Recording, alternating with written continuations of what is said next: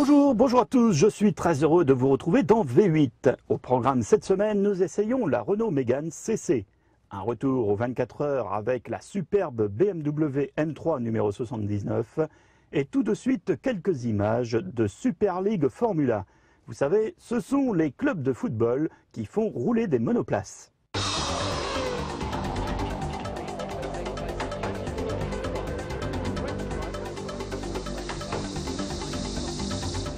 La Super League est une catégorie de monoplaces à moteur V12. La particularité de cette ligue est de faire courir des voitures aux couleurs de clubs de football du monde entier. On retrouve ainsi Anderlecht, Galatasaray, le Milan AC, l'AS Roma, le PSV Eindhoven, entre autres. Et pour les Français, l'Olympique Lyonnais et les Girondins de Bordeaux. 5 pilotes français participent à ce championnat: Tristan Gomandi chez Galatasaray de Turquie, Franck Pereira au RC Flamengo au Brésil, Julien Jousse à l'AS Roma, et nos deux pilotes Peugeot, Franck Montagny chez les Girondins de Bordeaux et le Manceau Sébastien Bourdet qui court pour l'Olympique lyonnais. Depuis le début de l'année, Silverstone, Assen, Magny-Cours et Jarama ont été le théâtre de courses très disputées. Et le week-end dernier, la meute était au Nürburgring. Les Français sont un peu à la peine. Jousse pour l'AS Roma est 6e au classement général, Pereira pour Flamengo est 7e, ils ne s'en tirent pas trop mal. Quant à Montagny et les Bordelais, ils sont 12e, Gomandi 15e avec le Galatasaray et Bourdet 16e avec Lyon. Décidément, pour Bourdet et Montagny, le football français n'est pas une réussite, pas plus que la déconfiture de Peugeot aux 24 heures du Mans.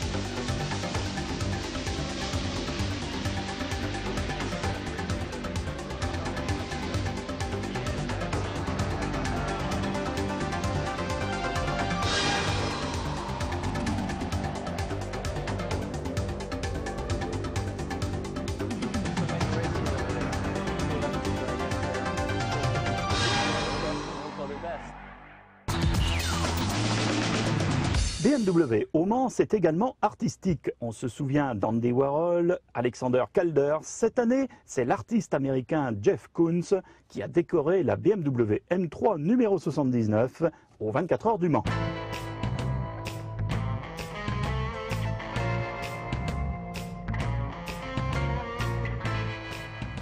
Les superbes peintures de BMW ont débuté en 1975 avec Alexander Calder, suivront ensuite Frank Stella, Roy Lichtenstein et Andy Warhol en 1979.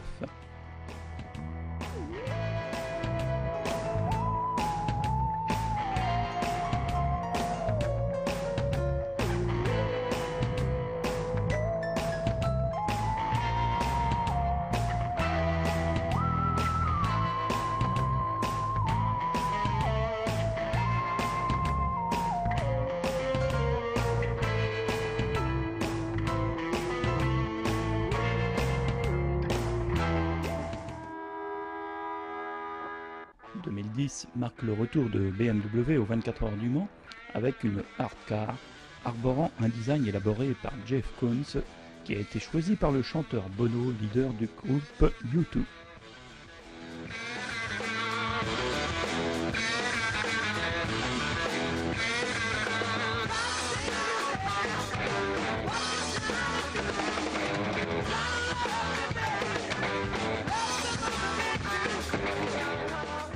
L'artiste a associé dessins et couleurs à la course.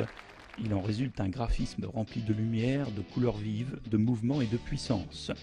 Teinte saturée sur fond noir apporte une image dynamique d'un bolide de course, même lorsque la voiture est à l'arrêt.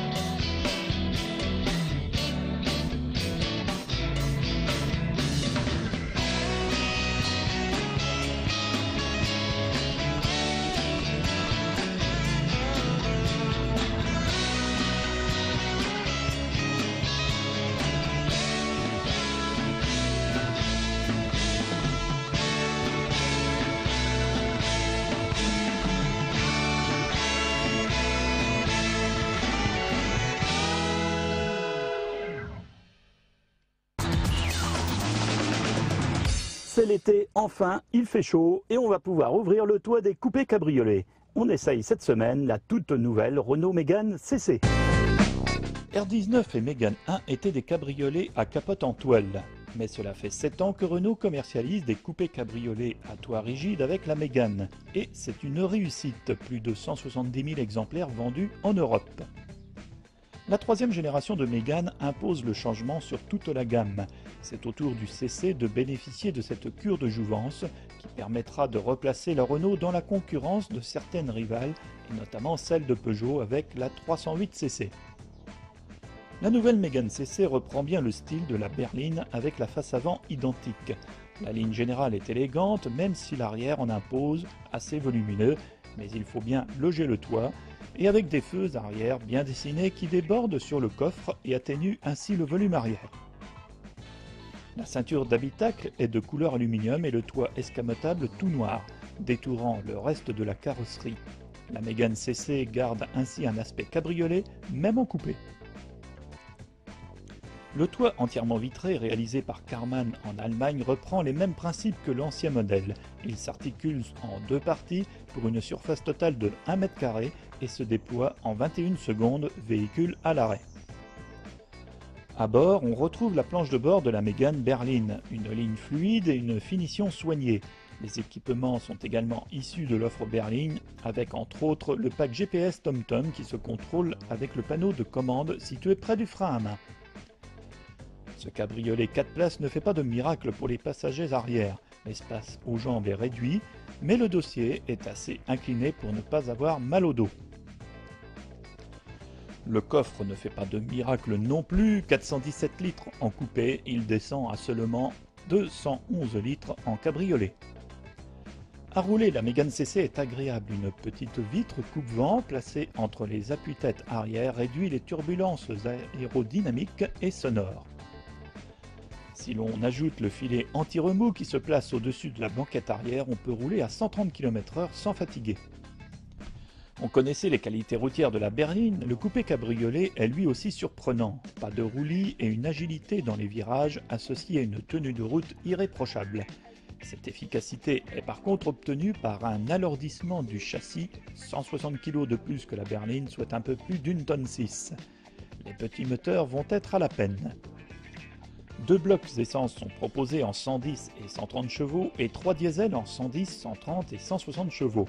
Il faudra choisir le 130 chevaux essence ou diesel, voire le DCI 160 chevaux pour obtenir des reprises dignes de ce nom.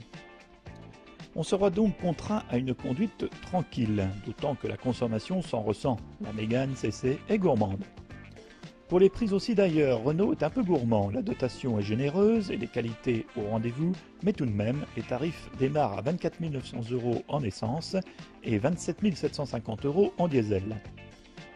Au bilan, la Renault Mégane CC est réussie, raffinée, élégante, bien équipée, confortable et efficace sur la route, à condition de choisir les gros moteurs, entraînant les gros prix. Mais rouler à 4 cheveux au vent, cela se mérite, mais c'est tellement agréable.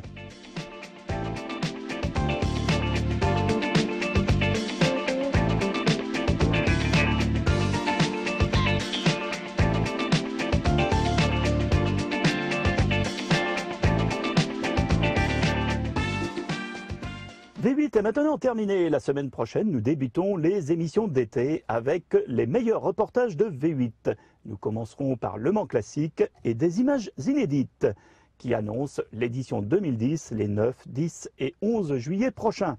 Bonne route, à bientôt!